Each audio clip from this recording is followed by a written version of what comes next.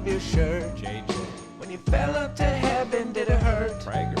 It takes someone with a big head to take their own cousin to bed. If a snake bites your neck, you are toast. Snake guy. Holy shit, there are so many hoes. That's true. And we're always looking for more. It's the NEAS Final Four.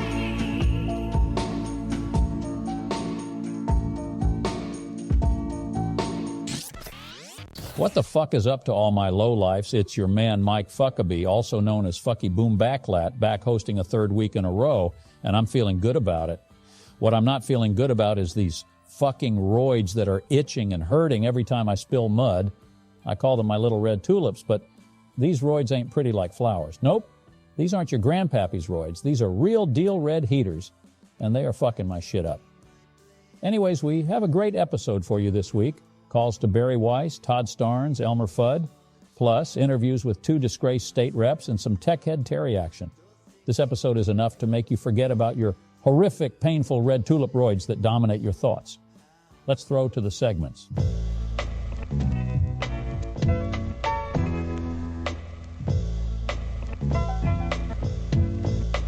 This week, the Tennessee House voted to expel 2 Democratic reps who chose to march with anti-gun protesters.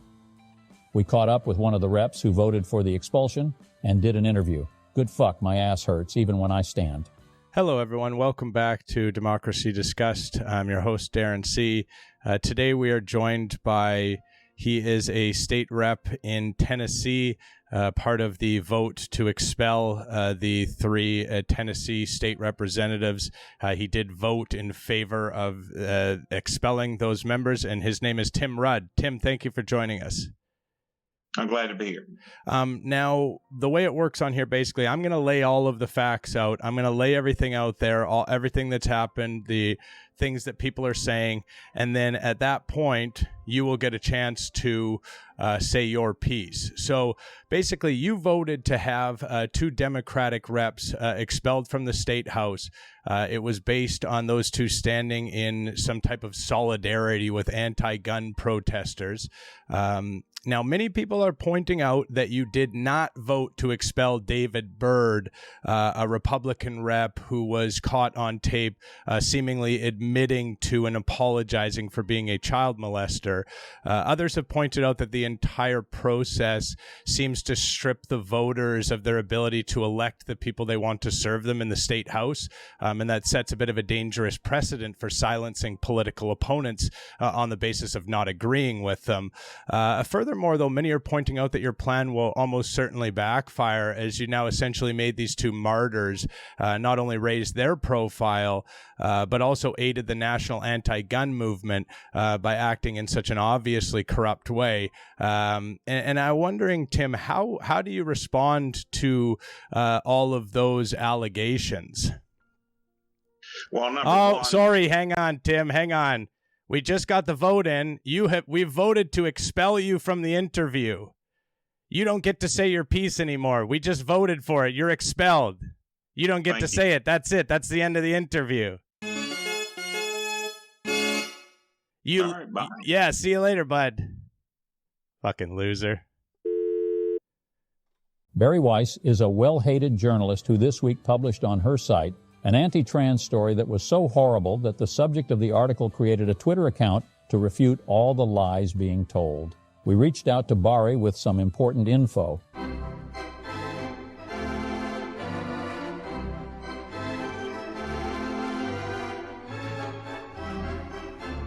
Hello, James Raymond speaking. Hi, James. Do I know you? I'm not sure that we know each other. No, I mean, I know you. I don't think you would know me or be familiar with my work, but okay. I had just had some information to pass on. It was in regards to a story that was published on your site recently about the Washington clinic. Uh-huh. Yeah, the info I wanted to pass on is that you are a fucking embarrassment to journalism, and you should really be humiliated. Do you ever self-reflect when stuff like that happens, Bari? Listen, some people say this motherfucker Todd Starnes is a tinkle drinker. Some say he sips the steaming sauce and that he loves it and it's his favorite drink. I don't know if that's true, but we called him this week to talk baseball, and the topic may have come up. So, Dylan, I was over at Thrillist is the website, Thrillist.com. They actually rank all the major league ballparks regarding food. And number 9, Baltimore Orioles for their crab cake sandwich. May I just say, shame on the New York Yankees, which is one of the most storied ball leagues or ballparks in America. Mm-hmm. They're serving sushi. Why would they do that? Why would they do that? What are you doing over there? Nathan hot dogs. That's all you need. Ball leagues or ballparks. And the Seattle Mariners, believe it or not, Seattle Mariners ranked number 1, the best ballpark for food in America. Interesting. And I wonder what it is. They say almost everything. Let's go to Jaron in Florida, listening to us on Rumble, watching us on Rumble. All right, what you got? I understand you've got some intel on the Marlins. Well, yeah, I'm a Miami guy. It's interesting. I've been to Seattle. I'll say the garlic fries. You can smell them in the stadium. The whole stadium smells like garlic. They are delicious. But, yeah, I'm wondering where Miami ranked on the list there. They have decent food. Buffalo chicken tacos are quite good.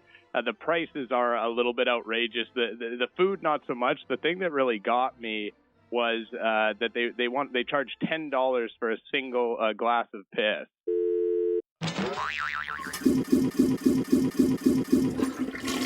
Okay. Yeah, I think we got ourselves one of the prank callers here. That's unfortunate. You know, Jaron, you seem like a nice guy, but you had to go there? I mean, really, that's kind of sad. I mean, if that's what you drink, that's what you drink, my friend, but that sounds very unhealthy. By the way, the Marlins are not on the list very high. Not very high at all. All right, got to take a break. This is the Todd Starnes Radio Show. Jeez, Lou. Remember last week when they interviewed that Elmer Fudd looking motherfucker? Well, Chris called him back this week to do a little follow-up and also to talk about who he looks like. The voting machines are wrong. Somebody's calling me. All right, let's see who we got. Hopefully it's...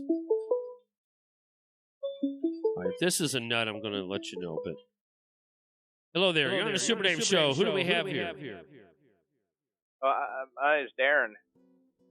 And where are you from? I'm from the area. I'm close by. I'm close by. I just seen an interview. Hey, you pues. I'm gonna blast you. It's an idiot. It's an idiot. It's an idiot. I knew that when I saw it. I knew it. This is who's running our country. These freaking idiots. These children are running our country. This is the clown.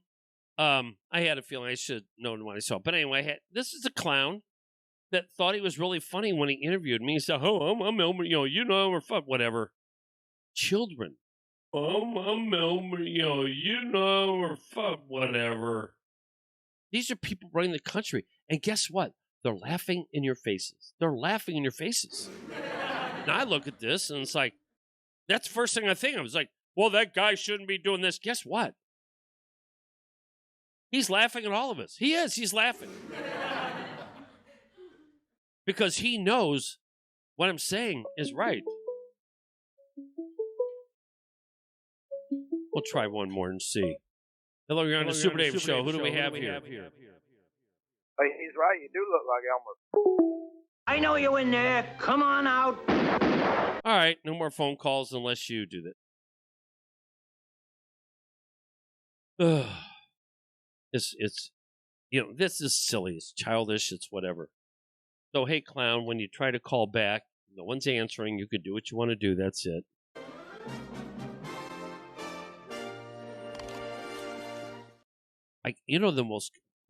Maybe I'd ask people, they go, you know who you look like?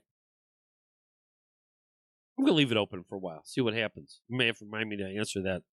But the most common person I've been compared to that I look like, see if you think. Now, this is 417. Let's see if this is right. Welcome to Super Dave Show. Your question or comment, please. Who do we have here? Well, the person you look like is Elmer. Okay, I'm done. Go get it. Go get it.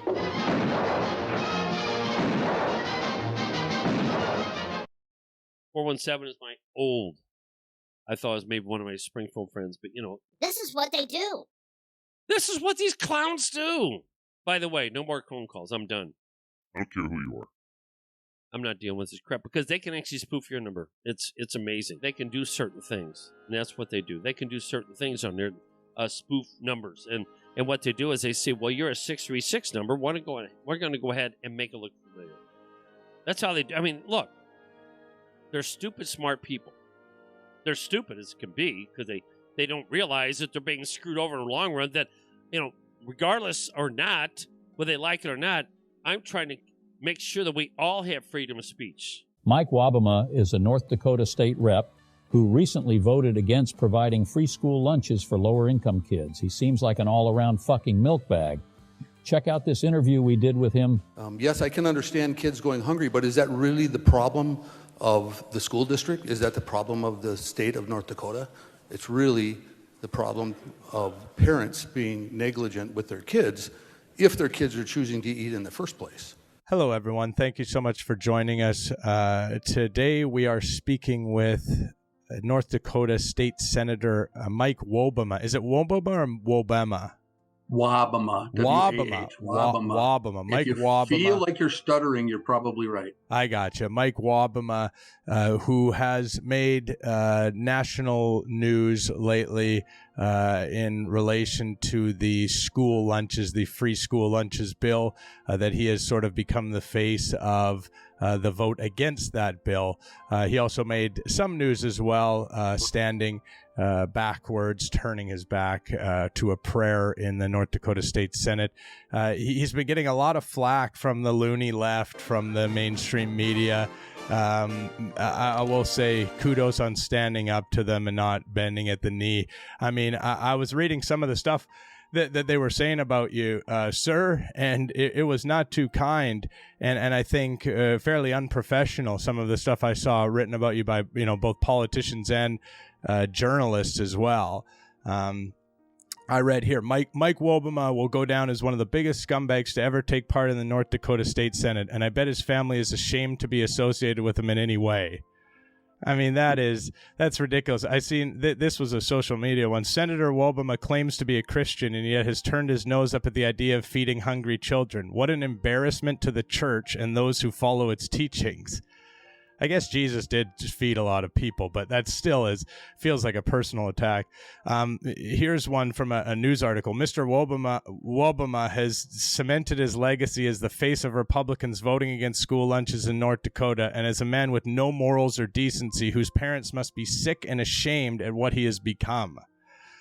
Here's another. Many military families require help paying for school lunches, so this old fucking windbag has actually stuck his neck out to make sure that the lives of those who serve to defend our country are even more difficult. What an absolute creep of a man. And then this is my favorite. Mike Wobbema is truly the biggest fucking scumbag to ever come out of North Dakota, whether it be turning his back on a prayer that he deemed to be too inclusive of LGBTQ people or voting against providing school lunches for low-income kids. This man will forever be remembered as an absolute piece of shit that nobody respects at all, and a man who will leave the world much worse off while leaving a horrific and humiliating legacy for everyone in his family who shares his name. Fuck Mike Wobbema. He's a fucking piece of trash. All right, thanks so much, Mike, for coming on the interview. We've run out of time now. Terry Lewis Tech.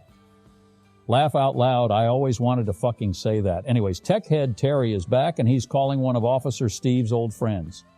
Check this shit out, fucker. Hello. Oh, hi, is it me? Yeah? Hi, it's Terry calling, the tech guy. I'm a friend of the show. Yeah.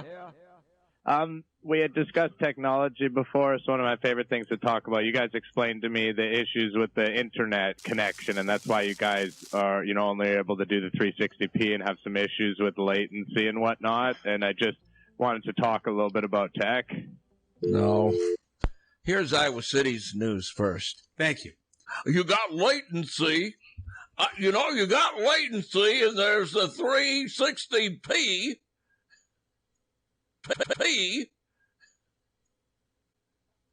And you only got thousands of viewers every month on YouTube that I've never brought it up before.